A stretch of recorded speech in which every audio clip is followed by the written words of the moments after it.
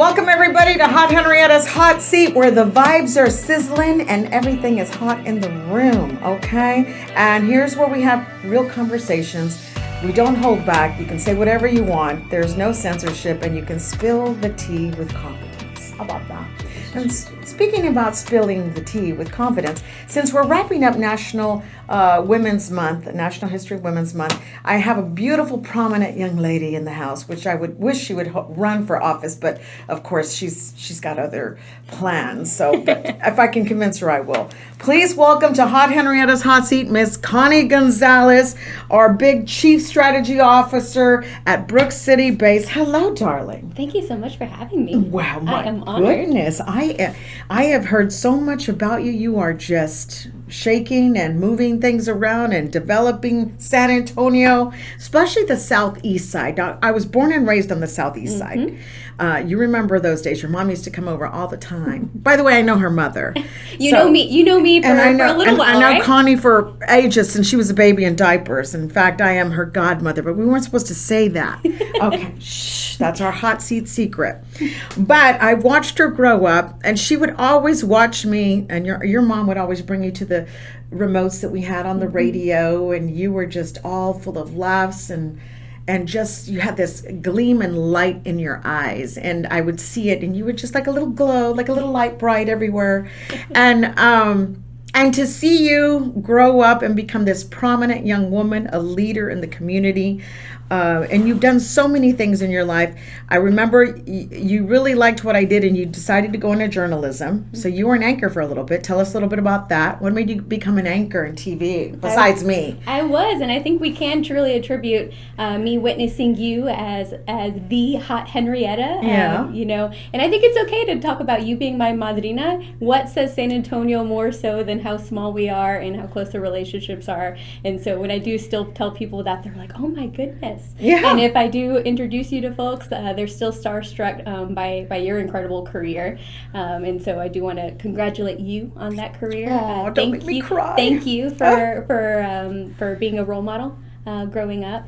And you also were recently inducted into the Radio Hall of Fame, which is no small feat. So That's right. Yes, I'm glad you brought that up. I forgot myself. Texas Radio Hall of Fame. Yes, and it's been, I'll tell you this: being a woman in the business that you do and I do, and a prominent community figure, they hold you to different levels and different standards. And of course, in my younger life, I had no standards. Okay, I did. But I grew out of that. Now I'm a community leader. Okay. But anyway, yes, in this business, it was very hard because you're a woman and you still kind of take the back seat to men. And it was very prominent in the broadcasting industry. And I'm sure you saw that too when you were in journalism and in TV. You did a lot of your things. And I was really shocked the stuff you did. Because back in the day when we did it, we had somebody for everything. Someone to edit, someone to put a camera, someone to do this and that. And you did it all back in the day. And who would have thought that I, one, would have returned to San Antonio so quickly, and then two, been working for a governmental entity, a real estate focused economic development company over a decade later. Oh my gosh. And some of the things, like on the southeast side, when I bought my house out there, I bought it for like $50,000 from the little old lady, and now it's worth $200,000. And between all the economic development which Brooks has done, and of course that is all due to you and Leo Gomez and working the system and working the city and getting those things done and dealing with real estate developers and big money. It's huge money. And to see it grow is like, I don't remember this, and I don't remember that, and I don't remember that.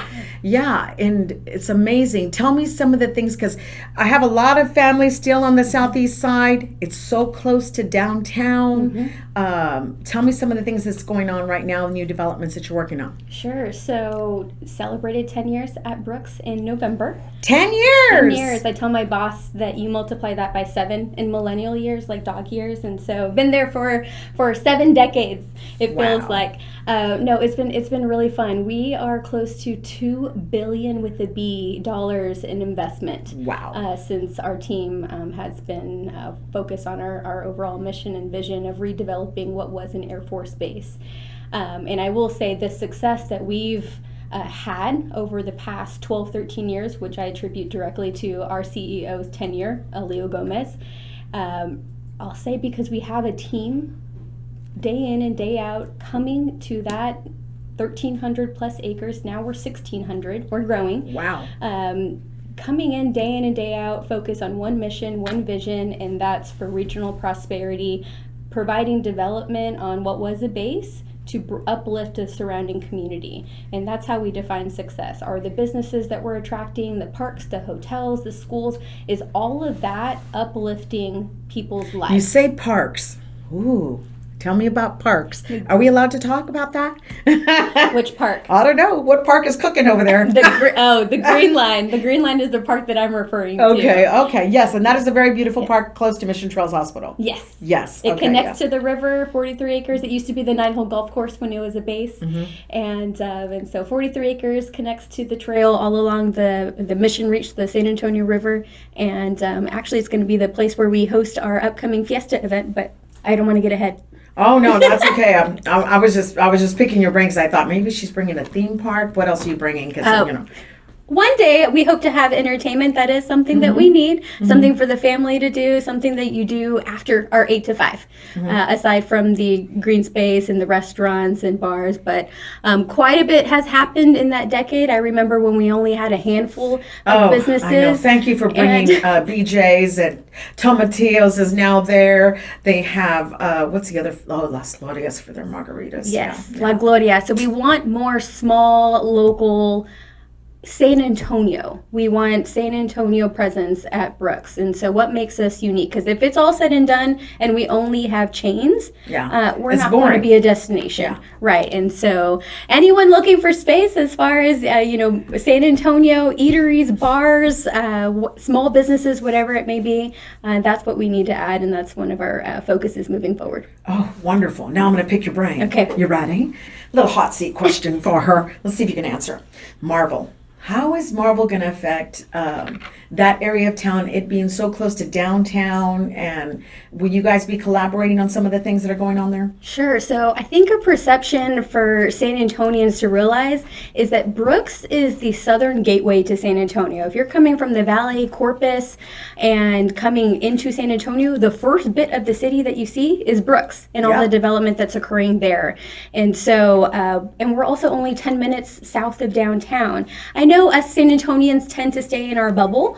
And so if you have not visited Brooks, it's easy for some folks to think you have to stop for food and water, when in fact we're literally all highway, 10 minutes south of downtown, 20 minutes south of San Antonio International Airport. And so location, we're not far off. And we're that southern gateway. And so Project Marvel is good for San Antonio. And what's good for San Antonio is good for Brooks. And I think that truly will set us apart. I'm so glad the voters approved both of those props to move us forward. And it's going to set San Antonio up for the future. It's us thinking bold and not just thinking bold. In now we're taking action. Just like we're a big city, but small town feel. But we need to be that big city. We need to think big and fantastic. That's one of our core values at Brooks. And take action moving forward. And so, again, 10 minutes south of downtown, we already have our hotel. Hopefully we'll add some more hotels or rooms at Brooks. And where are they going to be eating and drinking or living so close, in such close proximity to Project Marvel? It's Brooks. And one more thing that I'll add to just generally Project Marvel or whatever economic development hub, San Antonio benefits from having so many hubs that we're focused on economic development. We slightly pursue it in a different way. So I'm talking about Brooks, Port San Antonio, Hemisphere, Pearl, Weston Urban, Downtown, all of those things. It's all going to kind of connect together. Right. One team, one goal mindset. I think we're all Team San Antonio. We're just going about it in a slightly different way, but we're focused on enhancing the overall San Antonio quality of life. Well, thank you for being on the show. Okay, so it's the hot seat with Hot Henrietta, and we will be back with more fun and lots of other things going on in the hot seat. I'm so glad you were here, Connie Gonzalez, and I watched you growing up from a young lady to a grown woman. I cannot wait to see where you'll be when you're my age. Well, you will still be around to witness it. So thank you. Yes, I want to be invited to all your little fandangos. I'll see you for Fiesta. Done. Thank you. We'll be back.